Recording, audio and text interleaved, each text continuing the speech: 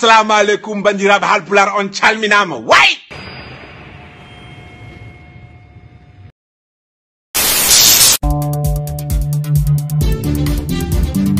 ko woni kadi debbo bannoɗo tante warde gorko muɗum hoɗum warde gorko muɗum o waɗi ɗum injecté produit goto ha ɗeeɓi mayde hen ko tindol kalata walla ko hunde wonde o wanno ɗum ɗon ko 30 mai ko criminel ko fefero kanko holko waɗiri ɗum o waɗiri ɗum noon ko sababude ko jinnoɗo ronde galle o pour so gorko o maayi subhanallah ɓurti no feewi ha wonde fof ko hulɓinade min kay kom kulluɗni ene hulɓini joni noon o nannoyama prison kanko debbo noon foti wonde ɗo ñaworde adda kanko waɗi reconnaître o waɗi golle baɗo noon o woni imbécile o wi kanko ko joguinoɗo trouble uji o joguinoɗo probléme des esprits ne garay makko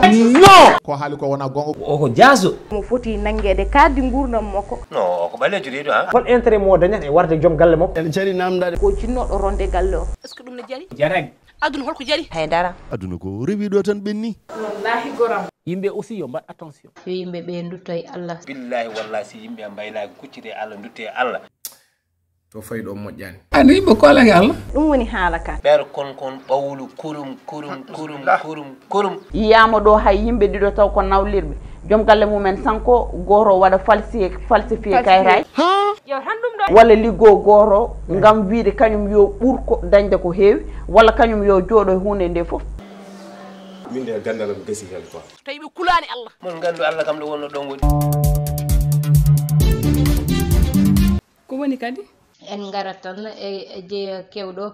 toon to diwan mo Bargny ko woni kay ngel ɗo cukalel ganda ngel basguel fittande mumen tawa tabaha galle mo hoɗaka amo wedda toon kayne hulɓini koye kalla ɗum gone hulɓini koye ko ɗeddaɗo haw wasi fittande makko wima ɓe gona yimɓe hay nde wasi fittande makko nde ɓe goppani saabu ɓe ƴetti ko goɗɗum kadi koko teddi ko wayno jamdi walla hayre walla sawru ɓe kadi piiɗum e hoore nde andum ko jaam caɗele ɗe keewi ko gonga tigui kalɗo e mo haalani foof saabu jeeyaji ne keewi jakre ari caɗele gari ɗo joni hay goto anda ɗo fawata koyngal muɗum yo Allah dandu en